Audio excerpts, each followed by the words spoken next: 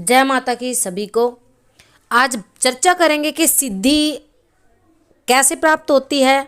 और नियम वैसे तो बहुत सारी वीडियो में बता ही चुके हैं, परंतु सिद्धि आपको सब कुछ ला करके देती है। क्या आप इस बात को जानते हैं? ये 100% सत्य है कि जो इंसान किसी एक देवी या देवता की लगातार सेवा या साधना करता है उसको सिद्धि प्राप्त हो जाती है। और जब उसको सिद्धि प्राप्त हो जाती है तो दुनियादारी से और जो लोग उनसे अपने सिर्फ कार्य बनवाने की अपेक्षा से आते हैं, यानी कि स्वार्थ के कारण आते हैं, उनसे उनकी सिद्धियां जो है उनको दूर भी करने लग जाती हैं। बहुत सारे लोग ऐसे हैं जो हमसे मिले हैं, जो कहते हैं कि हम काफ़ी वर्षों से अपनी एक इष्ट की सेवा में हैं और इष्ट की सेवा में लगातार हम जाप कर रहे हैं, व्रत कर रहे हैं, पूजन कर रहे हैं, उसके बावजूद भी हमें जो है सिद्धि की प्राप्ति नहीं होती। परंतु कहीं ना कहीं उनका ये कहना भी है कि अगर हमारे मुंह से कोई वचन निकल जाता है तो माता जी वो सत्य हो जाता है और उस इंसान का कार्य तो निकल जाता है परंतु हमारा कार्य बिगड़ जाता है। तो आप कैसे कह सकते हो कि आपके पास सिद्धि नहीं है? देखो, जिनको जो एक ही इष्ट के पीछे एक ही शक्ति की आराधना साधना लगातार कर रहे हैं, यानी कि आप 4 5 या 6 वर्षों से 3 वर्षों से लगातार उनकी सेवा में है तो आपको सिद्धि मिल चुकी है। हाँ, आपके मन में ये सवाल जरूर आता है कि वो सिद्धि प्रत्यक्ष क्यों नहीं है, देवी देवता हमसे प्रत्यक्ष आके बात क्यों नहीं करते, या फिर अगर कोई बात कह रहे हैं तो स्पष्टीकरण क्यों नहीं है उसके अंदर, यानी कि स्पष्ट बात क्यों नहीं वो कह पाते हैं।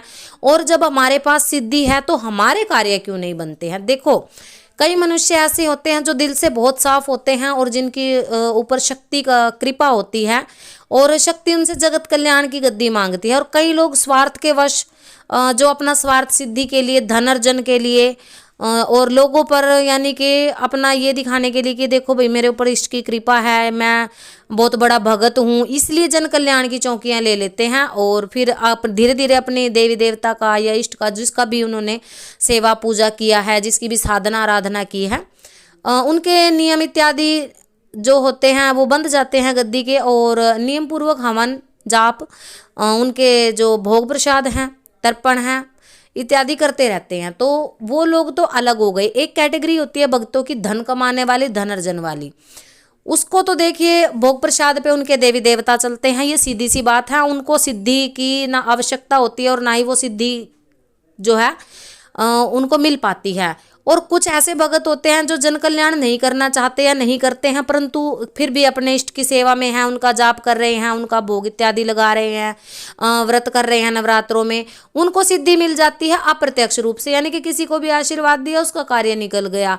अब उन लोगों को ये लगने लग जाता है कि पूजा पाठ तो मैं करता हूँ, मंत्र जाप मैं करता हूँ, हवन मैं करता हूँ, परंतु इसका फल जो है वो दूसरे इंसान को मिल जाता है, मुझे क्यों नहीं? यहाँ पर क्या कुंठाग्रस्त इंसान का मन हो जाता है और वो ये सोचने लगते हैं कि अगर मेरे पास इतनी सिद्धि है जो लोगों को कार्य कर देती है परंतु मेरा कार्य नहीं करती, मेरे परिवार के लोग हमेशा मुझसे रुष्ट रहते हैं, मुझे कहते हैं कि तुम मेरे ऊपर तंत्र कर देते हो, मंत्र जो है हमारे कार्य बिगाड़ते हो, या फिर तुम्हारी शक्तियों ने हमें परेशान कर रखा है, तुम्हारे ऊपर कोई भूत प्रेत चुड़ैल का साया है। ऐसा नहीं होता। देखो, देवी देवता की जिस भी इष्ट की शरण में आप लगातार लगे हुए हो वो सिद्धि मिलती है। और सिद्धियां आपको सब कुछ ला करके देती हैं। कैसे देती हैं, किस प्रकार से? ये बात 101% बिल्कुल सत्य है कि जो साधनाओं के मार्ग में जाता है, साधनाएं उसको सब कुछ ला करके देती हैं। आपको लगातार अगर कोई 90 दिन का इसमें प्रहर होता है, 90 दिन तक अगर लगातार आप साधना कर रहे हो किसी देवी देवता की तो आपको सिद्धि 110% मिल जाती है।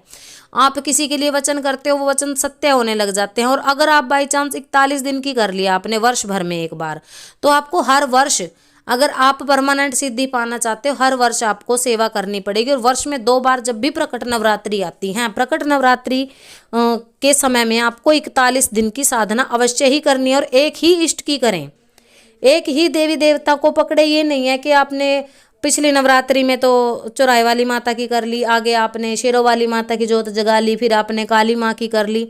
इस प्रकार से क्या है, शक्तियाँ जो हैं हमारे यहाँ बोल दिया जाता है कि बिछड़ जाते हैं, यानी कि शक्तियों को ये पता ही नहीं रहता है कि किसका आह्वान किया जा रहा है। जब भी हम गद्दी पे बैठते हैं या किसी भी शक्ति का आह्वान करते हैं, जब भी हाजिरी या सवारी लेने की कोशिश करते हैं, तो हम क्या करते हैं कि सभी देवी देवताओं को याद कर लेते हैं।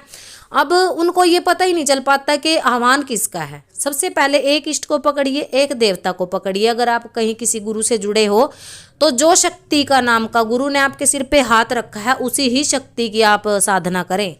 आपके लिए बेहतर यह होगा कि जो आपके गुरु ने आपको आदेश दिए हैं, जो शक्ति गुरु ने दी है, उसकी साधना लगातार करें। अगर आप 90 दिन तक लगातार साधना कर लेते हो तो आपको सिद्धि 100% मिल जाती है। इसके बहुत सारे चमत्कार हमने देखे हैं, बल्कि स्वयं अपने घर में भी हमने चमत्कार देखे, क्योंकि एक टाइम हम भी नहीं मानते थे इन चीज़ों को।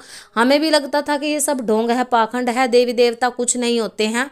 कई बार तो हमें लोगों का खेलना भी बहुत अजीब लगता था, जिनके ऊपर हाजिरियाँ आती हैं। परंतु क्योंकि किसी शक्ति का कभी मजाक नहीं करना चाहिए, पर जब भक्ति करते करते एक लेवल पे पहुंच गए और हमें भी इष्ट की जब कृपा मिलने लग गई, तब जाकर के ये चीज़ पता लगी। क्योंकि हर इंसान के साथ ऐसा होता है। देखो, अब जो लोग सिद्धि पाने के लालच में भटकते रहते हैं कि मुझे सिद्धि नहीं मिल पा रही है, मेरे गुरु ने मुझे अच्छा ज्ञान नहीं दिया, या मेरे देवता मेरे पे कृपा नहीं करते, वो क्या करते हैं, अपना जाप छोड़ देते हैं बीच में। अपने इष्ट से लड़ाई झगड़ा करके पूजा पाठ भी बंद कर देते हैं, दिया बत्ती जोत भी बंद कर देते हैं। ऐसा नहीं करना चाहिए। अगर आप नियमित जाप कर रहे हो तो चाहे आप थोड़ा करें, ज़्यादा नहीं कर पा रहे हैं, कोई बात नहीं, अपने जाप को मत छोड़िए। शरीर आपका अगर साथ नहीं दे रहा है, आप मंदिर में नहीं बैठ सकते हैं, तो कोई बात नहीं, आप अपने बिस्तर पे बैठकर भी अपना जाप जो है कंटिन्यू कर सकते हैं। रात को सोते वक्त करिए, सुबह उठते अगर आप ब्रह्म मुहूर्त में आँख खुल रही है, नहीं मंदिर में जा सकते, नहीं जोत जला सकते, तो मानसिक जाप करिए। सबसे बड़ा सुमिरन होता है। सुमिरन अगर आप करते रहेंगे ना, तो इष्ट की आपके ऊपर कृपा धीरे धीरे आने लगेगी। आप कुछ दिनों में चमत्कार देखेंगे कि जो जीवा से आप वचन कर रहे हैं वो आपके फलीभूत हो रहे हैं। तो उनके हवन, भोग प्रसाद और मंत्र जाप, आप लोगों को ये चीज़ नहीं छोड़नी है। अपने तपोबल को बढ़ा के रखना है, क्योंकि अगर आप तपोबल अपना बढ़ा के रख लेते हो तो आपको हर चीज़ वो सिद्धियां ला करके देती हैं, आपके तरक्की के रास्ते खुल जाते हैं। परंतु वहाँ तक कोई लोग पहुँचना नहीं चाहते, और जो पहुँचे हैं उनको शक्ति ने सब कुछ ला करके दिया है।